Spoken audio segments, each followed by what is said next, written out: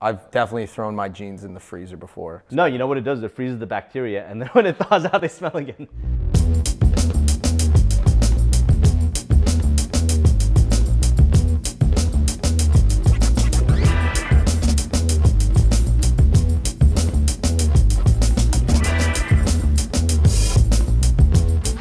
Yo, what's going on, everybody? Welcome to Make It Happen episode 3. You guys already know what this series is about.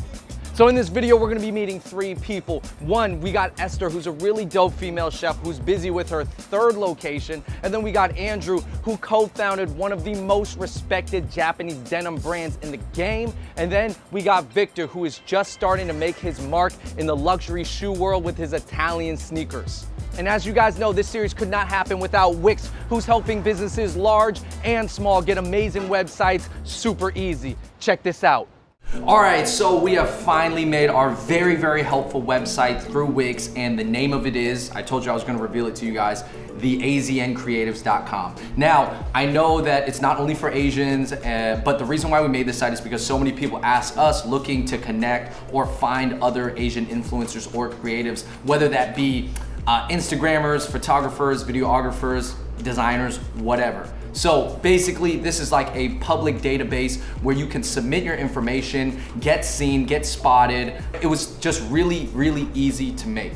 So this website was a really cool design, and I didn't know I could do this so easily through Wix. It's a site where you can submit your social media or public portfolio work, and it'll show up on the site for everybody else to see. And it's basically just a collective for people who wanna work in the industry or get noticed and get categorized as a creative so that they can be found and seen. So definitely check out Wix yourself by clicking on this link down below.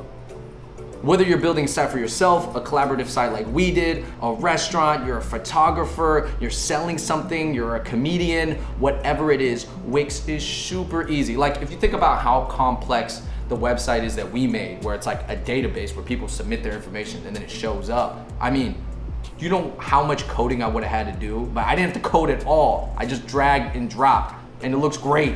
Yo, Wix has been super useful and super easy to use, so definitely you guys gotta check it out. Just click on the link down below and try making your first website.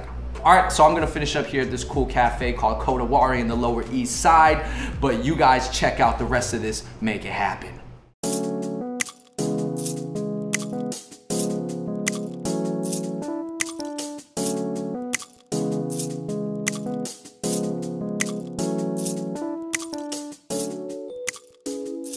Yo, good to see you. Good to see you. Good to see you. How are you?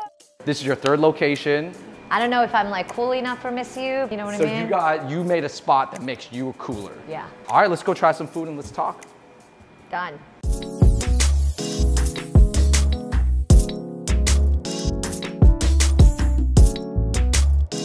Esther, Korean American. You have 3 locations. 2 locations of Mok Bar, which is more of like a Korean ramen spot, ramen fusion. And then you have Miss You. Where are we at? What is this? Yeah, Miss You is, I would say, more like a cocktail bar that serves really awesome food. Okay. So more almost drinking geared, but the food is just to complement the drinks. Of course. And honestly speaking, when we first opened this, we did try to push the food more and be more of a restaurant, but it just like didn't really work out. People just wanted a drink. These are some of the dishes that actually survived on the menu. And I say this because why are you so cynical? No, because I was so sad. I had all these amazing dishes when I first opened, but it just, if you're selling 1 a week, it just doesn't make sense to keep it on the menu. Yeah, don't. Right? Yeah. And like chicken feet was one of my favorite things on the menu, and it was like fried chicken wings, but like better. But then people like really freaked out. Anyways, we're not eating chicken feet today. What do we got? These are all your popular dishes. They survived. Yeah. Like this one is based on mac and cheese. No, what is this? Is the tteokbokki? Yeah, but it's duck and cheese. I know that you feel very strongly about kind of revealing and showing Korean cuisine to people in a way they haven't. How has that been working out? I would say in New York City, it's definitely possible and people are embracing the idea very much. Definitely is Korean food through my eyes. Do you like the sauce? I like this a lot because I'm a fan of mac and cheese. Okay. Much from, I think the rice rolls, also these rice rolls are way smaller. Yeah. So it feels like pasta or a noodle. It's like a mixture. It's like a gnocchi, right? A gnocchi? Gnocchi. Oh, I thought it was ganache. No, that's Gnocchi. not. No. I'm gnocchi. totally saying it. You're probably saying it right. Of course, you're the chef. It's the G is silent. It's okay. Yes. The G is silent. Just like in lasagna. Ganache. Wow. Wow. So wrong.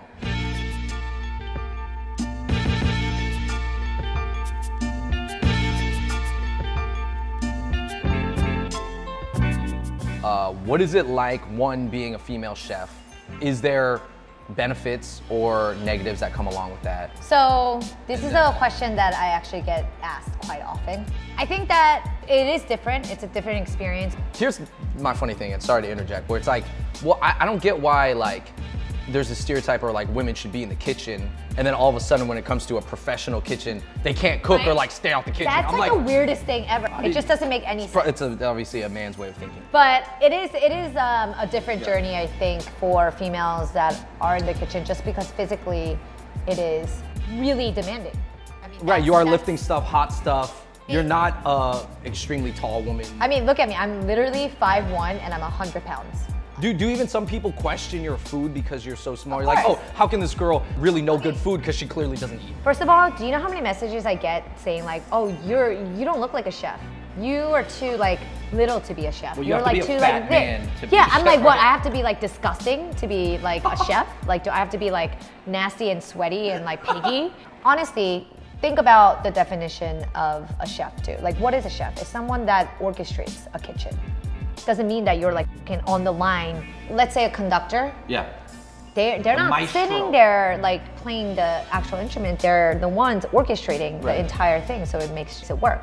And that's what, you know, chefs really do. So you're basically saying, you a boss. I got a rep for the bow. Yeah. You know, humility is like really important in what you do. And I think being a boss, it is more important to know where your level is at. Like for me, if I don't know something, I'll freaking ask. I'll be like, I have no idea what you just said. Can you just explain it from A to B, B to C? Yes, if I can be control freak if I want. But how can I do that for all 3 restaurants all the time? Being a control freak is even worse, and it stresses me out, stresses everyone out, and it just ruins the whole atmosphere. At some point, you have to dish off the task and give other people, trust other people. Yeah, and there are other talents, and really it's about recognizing talent. Taking it back a second, what advice can you give maybe a young girl right now who's into food? What should she do? Everyone's gonna have a different path, that's for sure. But you do need to experience all the different things, and whatever you do, give it your like 150%. If you decide to get a job and take it, commit to it and do it until you're the very best at it. And then you move on. You know, don't quit in the middle, Right. which a lot of youngsters love to quit.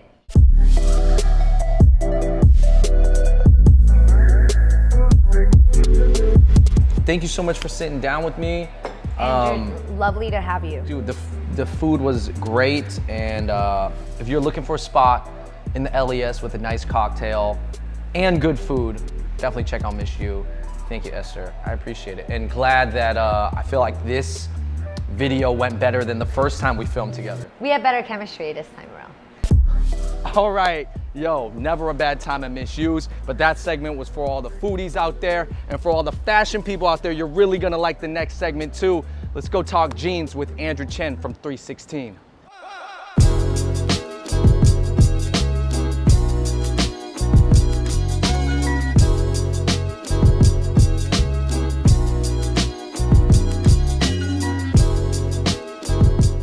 Yo, what's going on, everybody? I am here with one of the founders of 316, Andrew. Nice to have another Andrew here. How would you describe 316 as a clothing brand? We've been doing this for 15 years as of this year. Our primary focus is jeans, men's jeans, and we make what I would say are high quality basics, design them for longevity and maybe hand on to their kids one day. It is true, you know, you buy the fast fashion brands, those are cool, but that stuff doesn't last. This pair of jeans here is 3 years old. While it might look like a lot of jeans that you can get in a store, they started out super dark. This thigh is starting to melt a little bit, so we just sewed a patch behind it. We sewed it right there on that machine. You know, every time it starts to fall apart, we just repair it and keep going, and that's kind of the beauty of it, the perfect pair of jeans. Once you find them, you can keep them going.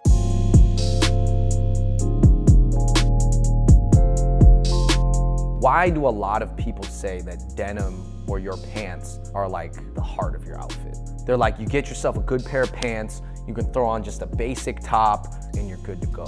For me, they're the most important part of my outfit because I'm wearing them every single day. So shoes, I'm switching all the time. Tops, you know, you wear once and then you wash them. I'm in the same pair of jeans for 6 to 9 months, maybe longer, and then I'll start on a new pair. No one's mad that you wear the same jeans every day, actually. No, because you know, I have good hygiene, and you know, and I wash them often. That's another thing that, you know, when it comes to raw denim, a lot of people have been told that you should wait as long as possible before washing them. Yeah, what's the deal with that? Because I've definitely worn a pair of jeans for way longer than I should have without washing. A lot of brands started telling customers the longer you wait to wash it, the better your fades are. And what we found is that the longer you wait, quicker the fabric is going to start to break down. And so dirt, bacteria kind of get in there. They also smell. So yeah, they definitely, and I've heard that. Especially like today when it's super hot out and you're just sweating into them and then going all summer long, it's not a good look. So our advice to customers has been like, you don't have to wash them every week like, you know, socks or underwear or whatever, but wash them when they start to smell. If that's 2 to 3 weeks, or if that's like a month or 2 months, wash them and they'll last a lot longer. I've definitely thrown my jeans in the freezer before, and it did not do what I thought it was. No, you know what it does? It freezes the bacteria, and then when it thaws out, they smell again. Because I don't think that the freezer is that cold where it's like... No, it'll just preserve them. They're hanging out.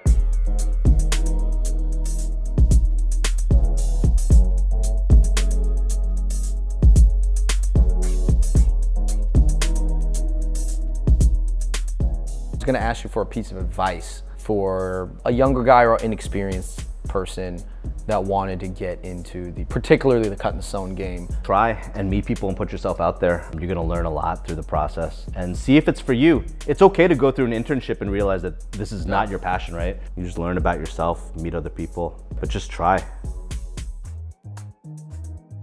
We made jeans that made sense to us, and we let the market come to us. And so right now, if you're asking about our target demographic, it's male, 25 to 35. But I will say that at Self Edge, we have 15, 16-year-old kids who come in, like they've saved up for a long time, and this is their first great pair of jeans that they're buying. And then we've got 60, 70-year-old guys that buy from us, and they're telling us that these are the jeans that they had when they were growing up. And they are so thankful that there are people that are still making jeans that way. So it really runs the gamut. So a lot of brands start by using a larger company, possibly a luxury brand's overstock material. Sometimes, yeah. And the other thing that a lot of brands do is they'll start out using stock fabrics, which are, when you talk to a mill, there are certain fabrics that they're running year round.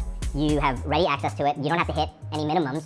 And you can just buy like 100 yards or something, and you can ship it over and make a few jeans out of it. But when you get to the point where you want to customize the textile exactly to what you want it to accomplish, then you move on into custom fabrics, and that's a really scary thing for a small brand to do because you have to commit to really high yardages. Yeah, they won't stop the loom to make a little bit, right? So they have to make a certain amount. Dude, I'm telling you, Andrew, you are breaking down the denim game. And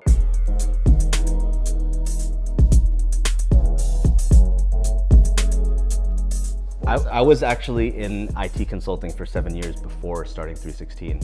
So you did... I did the traditional career route. The yappy route. Yeah, and I started 316 about 3 or 4 years into that day job. Oftentimes people burn out from the consulting. Absolutely, that's where I was at. When other people would go out and have meals together and whatever, I'd be like, I'm just... Hey, they're like, Andrew, happy hour, and then you're like, I'm good on that. I'm gonna go look at Japanese fabrics. Did you get the tattoos before or after you started 316? After. I started getting tattooed pretty late in life. Is it when you started the cool business?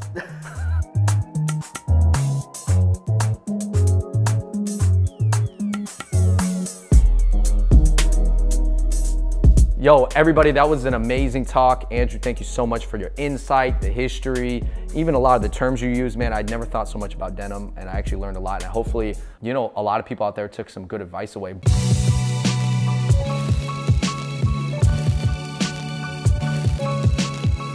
All right, everybody, we are on the border of Bed-Stuy and Clinton Hill in Brooklyn right now. And we're about to meet up with my friend Victor, who is the founder of Facto Shoes.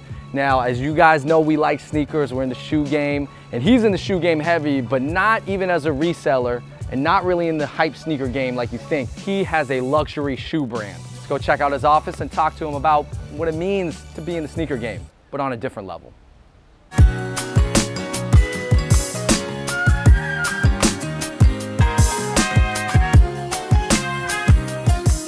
All right, we are here with Victor from Facto Shoes in his studio in Brooklyn. Thank you, man. Good, man. Thank you for coming by. Give us the quick background. If you can describe to us Facto Shoes. One of the main things for me about doing this brand was doing something that I would consider to be timeless. I realized when I hit, I think it was 34, I have a passion for sneakers. I have a love of shoes, but I don't want to look like a 34-year-old guy trying to look like I'm 20-something. But I wanted to create something for that guy who is trying to transition from younger to older gracefully and stylishly without looking like some old guy.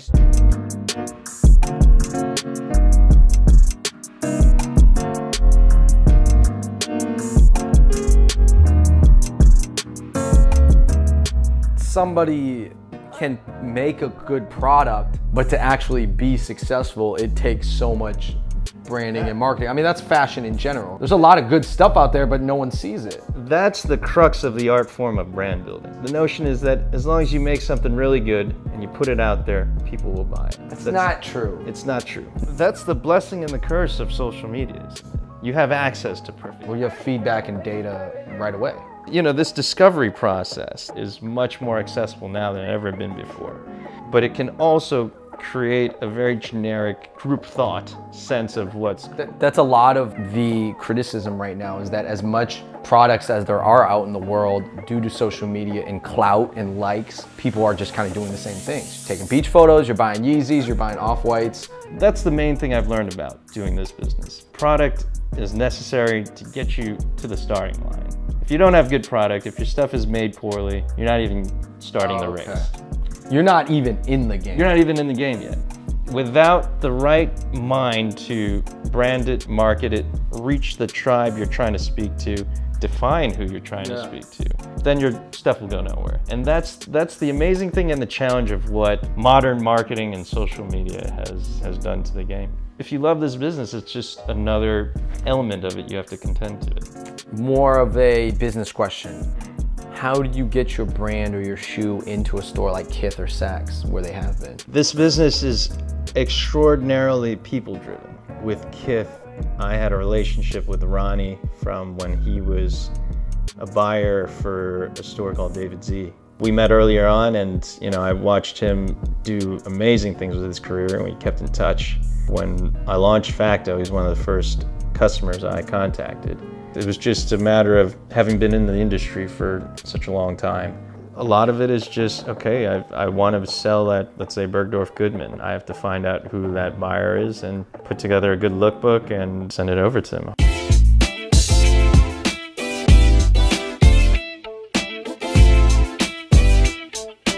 Last question I want to ask you is, how has being Asian mattered in what you've done? This is the interesting thing. When I launched this brand, I was living in Japan. And when I came back to the States to meet the customers, they appreciated that sort of Japanese background. When I launched the brand, I was just thinking, I'm only going to sell this to Japanese customers. This is who my target is. These guys, these older guys I'm hanging out with that are super stylish, this is for them.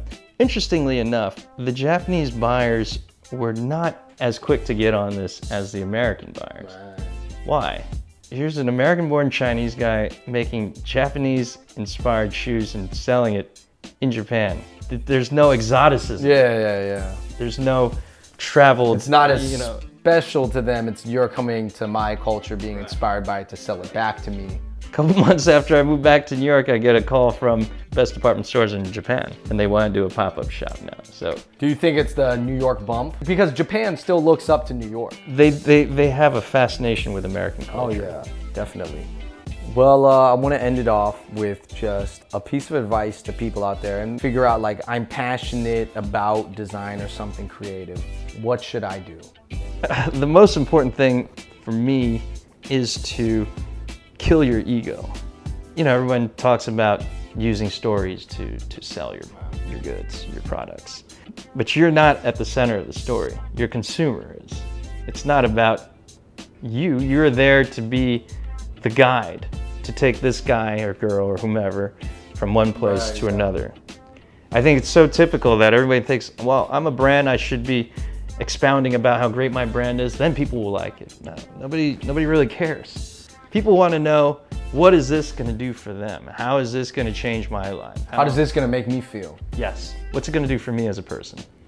So you think about the customer, think about how you're affecting them. How you can change their lives. And that's the greatest thing you can do. Try to make stuff because you like yourself. It's a pointless exercise after a while. Yo, Victor, thank you so much, man. That was a good talk. I thought it was really insightful. And people definitely, I mean, I understand shoes even a little bit better, and I hope you guys out there do too. This is the end of episode 3 of Make It Happen. This is Facto Shoes. Check them out. And until next time, we out. I feel like, correct me if I'm wrong, I get kind of this like Zen vibe from you. A little spiritual. I would say so. I feel like you can get real philosophical about your shoes. Yeah, Ken, you don't want me to. I don't know if we have enough time for that, but I can tell. I see it.